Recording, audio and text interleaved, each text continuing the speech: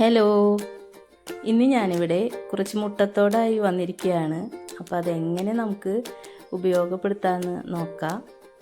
അതിനായി ഈ കഴുകി ഉണക്കി വെച്ചിരിക്കുന്ന ഈ മുട്ടത്തോടിനെ വലിയൊരു പാത്രത്തിലേക്ക് മാറ്റി നന്നായി എന്തെങ്കിലും കയ്യിലോ ഒക്കെ വെച്ച് നന്നായി ഒന്ന് ഉടച്ചെടുക്കണം കേട്ടോ.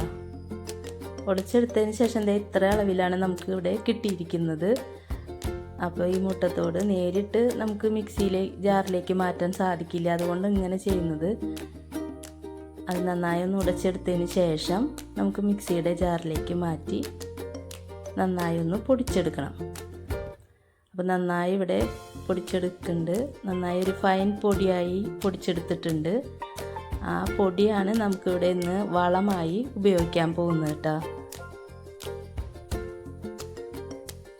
അപ്പോൾ ഞാനിവിടെ കുറച്ച് പൊടി എടുത്തിട്ടുണ്ട്. അത് എൻ്റെ ചെടികൾക്കൊക്കെ ഒന്ന് ഇട്ട് കൊടുക്കാമെന്ന് വിചാരിക്കുകയാണ്.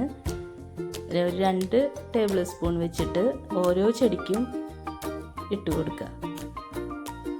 അപ്പോൾ ഈ മുട്ടത്തോട് പൊടി ഇട്ട് കൊടുത്ത ശേഷം നന്നായി നനച്ച് കൊടുക്കണം. അപ്പോൾ ഇപ്പോൾ മഴക്കാലമായതുകൊണ്ട് നമുക്ക് അധികം നനയ്ക്കേണ്ട ആവശ്യമില്ല. ഇട്ട് കൊടുത്ത ഉടനെ ഒന്ന് നനച്ച് ഇട്ടാൽ മതിയാവും.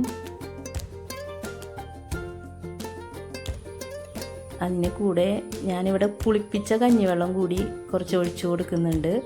പുളിപ്പിച്ച കഞ്ഞിവെള്ളത്തിൽ അത്രയും തന്നെ വെള്ളം ചേർത്ത് ഡൈല്യൂട്ട് ചെയ്തതിന് ശേഷമാണ് ഞാനിവിടെ ഒഴിച്ചു കൊടുക്കുന്നത് കേട്ടോ.